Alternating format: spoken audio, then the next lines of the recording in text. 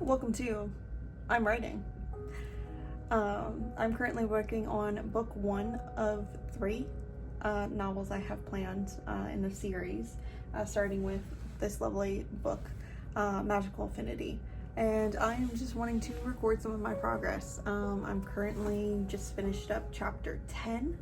So today I'm looking to spend a little time filming so that I can capture some of what I have so far and see where I'm at in progress.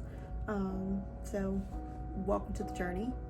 I've got a couple different notes and timelines that I'm working on. So I've got a notebook full of ideas. I've also used several different platforms, including on my phone, because I do a decent amount of writing on my phone. But this is my official Google Doc where I'm housing the main version. So I may use other stuff for drafts and outlines, but I try to do all of my final edits on this version here. I have ideas for book 2, book 3, backstories, villains,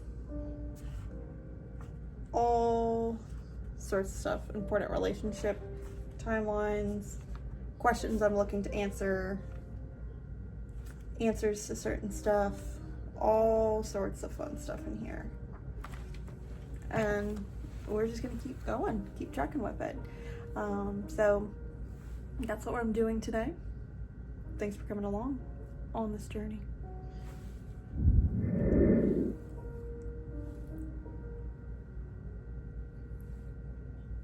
So grab your tea, grab a seat, and have a quick listen. And here we go. Magical Affinity by me.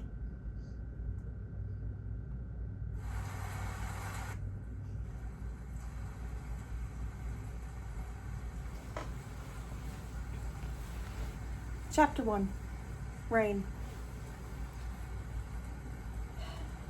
It's raining again, or has it just simply never stopped? She thought to herself, twirling her dark brown hair with one finger as if she could fix the messy mop on her head, one twirl at a time. She so envied her brother, with the most handsome dark curls she'd ever seen, his emerald eyes piercing through thick, long lashes, and that hint of a grin ever on his face, stealing maidens' hearts from here to the capital. It had always been this way, her with straight, boring hair, that when she awoke it would start the day frizzy and going every which way, and he, waking up as if he was born a godly specimen. She'd seen him in the mornings before he'd had his hair prepped for the day, and she swore he'd probably never even had to brush it, as it was glistening smooth and sat perfectly on his head. Maybe I was adopted. That would explain my plain boring looks, and they're freakishly gorgeous ones. She breathed out through pinched lips, as if she couldn't even get the words out. Her parents were just as drop-dead gorgeous as her brother, and all three turned heads wherever they went. Often her own mother was asked if she was their sister. Their sister! Imagine the horror of being compared to your mother, and your own mother being hit on by boys your age.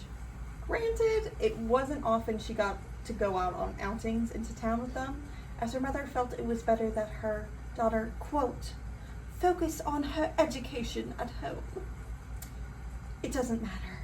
Even they can't look beautiful in weather like this one, she announced. Lying to herself was one of her favorite pastimes. It made it easier to stomach knowing her own looks would never measure up to theirs. It had been far too long of her staring blissfully out the window, imagining herself as beautiful as they, when a face appeared beside hers in the window, breaking the illusion. Now the reflection that stared back with pasty face strewn with freckles, hazel eyes that often only looked the color of mud, and straight-lined mouth that never seemed to be able to pull up into a smile, even if her eyes could twinkle out a hint of green to make her appear more friendly. The face beside hers, the dark curls, perfect porcelain skin, and the emerald eyes shining so brightly that she thought that it was odd in the dim light of a clouded over and rainy day, appeared, for once, not to be smiling. "What is it, Derek?" she inquired, dropping her eyes from her reflection to her hands, and grimaced at her fingernails with a hint of dirt underneath. She turned slowly, tucking her hands behind her skirts so that he wouldn't notice. Derek, thankfully, seemed too preoccupied to notice her hands fidgeting behind her back. "This weather, it's getting worse. The crops will wash out at this rate. There is such a thing as too much rain, and I don't think it's stopped to let up since the season began for more than an hour or so a day." He sighed, pinching the bridge of his nose with his fingers, which she noted were clean as always. She looked at his perfectly tailored garments. The first son of a duke should be presentable at all times, and he was no exception. Fine white silk shirt peeked out underneath his fine black suit. She noted the cloak hanging on the gold chain that made it look like an elegant addition instead of a necessary one in this weird, stormy weather as of late. The cloak was the same color as his eyes and only added to the depth of emerald twinkling above her. She cursed herself for being short and being born second and being born without good looks. And then she remembered he was still staring at her and she had not responded to him. "I suppose you're right. I was thinking something similar not a moment ago." She thoughtlessly gestured with her hand to the window, and this time her brother noticed her mistake. "Mia, you aren't supposed to be going out in this weather," Derek grumbled. "You could catch a cold, you know." He gingerly took off his cloak and threw it about her shoulders as if it would warm her up from her presumed chill. "I am not going to catch a cold. I have been indoors for at least an hour now, so I have no use for this," Mia hissed out. She was not as gentle returning his cloak to his hands, huffing at his surprised look as she strolled further into the mansion. This meager corner of the house was supposed to be her solitude spot, one often forgotten even by the servants, as it was an odd nook that only had a single window and no decor of any kind. Mia wondered why the designer of this mansion had made this very nook, as it was simply an unnecessary feature. She had quickly rounded the corner and came into the hustle and bustle of a busy duke's mansion. Servants milling about doing their work, murmuring voices from her father's study, probably about business, and the click-clacking footsteps of her least favorite person in the house. "Miss Amelia, I have been looking for you for 3 hours. Where have you been?" The shrill voice of her tutor shouted at her from the staircase above. She sighed. It was too late to run and get away now. "Miss Kilmore, I was simply not interested in lessons today. Now, if you will excuse me." Mia tried to slip past the stern lady on the stairs, but then noticed her mother at the top of the same set of stairs. Her mother's eyes darkened for a moment, and she knew if she did not act quickly, she was in for another lecture. On second thought," she stated quickly, linking arms with her tutor, "let's get cracking on the history of, magical objects? I believe that's where we left off when we, had our break." Her tutor tutted, but let her lead up the stairs to the library, where lessons were held from 8 a.m. sharp to 4 p.m., with what was supposed to be a brief intermission for lunch at noon.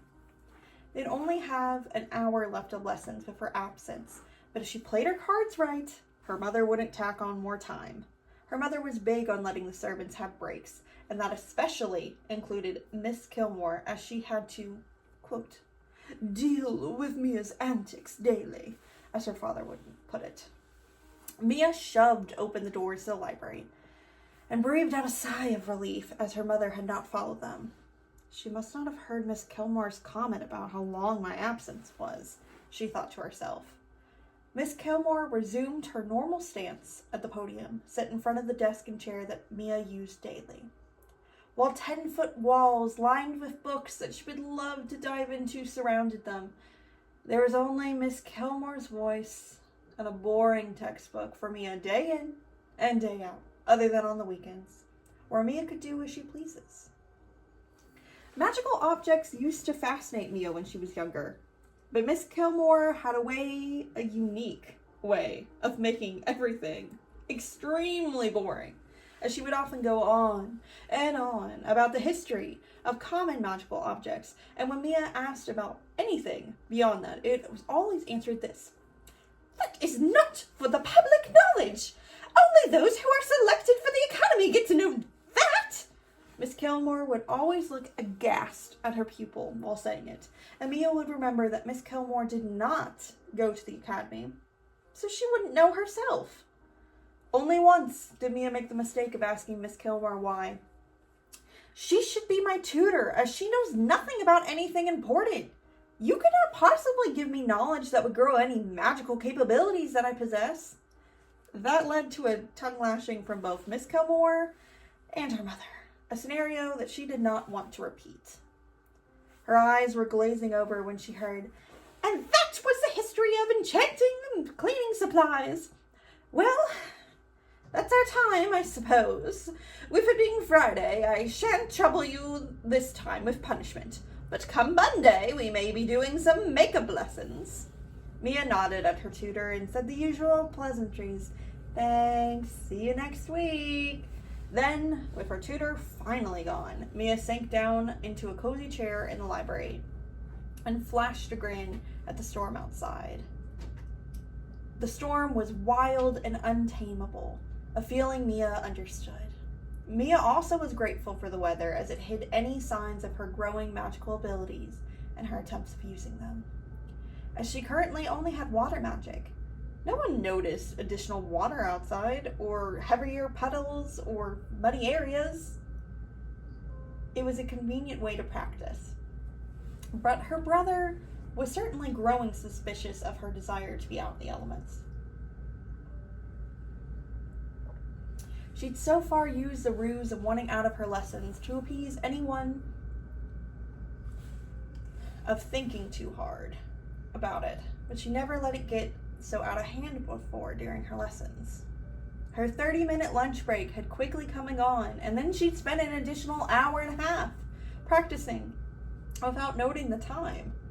Then she'd slip in the window at the Nook and use her water magic to clean up the obvious mud from her boots, the floor, and take the water out of her clothes and hair, and once all the water was pulled into a ball, she'd send the dirty water outside with a wave of power. It was only her fingernails that she'd forgotten to take care of this time. Her brother was too close to finding out two of her secrets: how she got outside and her powers. It was only upon confronting her tutor that fateful day a couple years back that she'd realized something. She overheard her perfect mother and father arguing in the study about whether or not she should be allowed to figure out if she had magical affinity. Her mother's exact words that she heard were, "No daughter of mine is going to the academy. She has a duty to marry for the betterment of our household name, and no man is going to want her if she has magic." She couldn't hear her father's reply, as she'd been too furious that day to stay with her ear on the door to the study any longer. Ever since that day, she'd decided on two things. One, that she was going to the academy, and two, that she'd have to figure out magic on her own. Magic must be discovered on one's own, though other households would acquire tutors to assist their children once they figured out that they had a talent. Once a talent was not only discovered, but the individual turned 20, the magical affinity test would verify one's powers. and allow entrance into the academy. Upon turning 20, she'd start having marriage contract offers. So it was either go to the academy or her parents would start negotiating for an arranged marriage. This kingdom believed that until 20, or the age of reaching adulthood, that one should not be pushed into marriage or career. Anyone, including nobles who possessed magic and wanted to go to the academy, would get to test. Technically, everyone was tested, and this was more of a demand, so she knew her mother couldn't stop it. On your 20th birthday, a representative of the academy would appear and test you. If you were found to possess magical affinity, you'd then go to testing at the academy. If you can demonstrate your powers as more than a simple trick, like one of the everyday spells, like a small flame for the dark, or being able to water the flowers by magic, then you were accepted, and then would go to the academy for the required 2-year program. Some people only had a dribble of magic that would do nothing more than basic gemstone-powered magical objects could do. These individuals had no additional reason to stay at the academy, as their magic was limited to a single use and was not dangerous or needing education to make sure it was used for the purposes of betterment of the country. Mia knew this, and that was why she had to build her magical ability in secret. So she could not only get an invitation, but get into the academy for real. No marriage contracts were allowed until one left the academy. Though by the time anyone graduated, most nobles with magic would either enter the workforce or have built a relationship with someone at school and marry them. There were few ordinary citizens or nobles that wanted to marry someone with magic, especially not a female. Mia's birthday was this Sunday, so she knew the possibility of Miss Kilmore's threat of punishment on Monday was unlikely to come true. It made her giggle aloud, and Mia knew that her moment was almost here. End of chapter 1.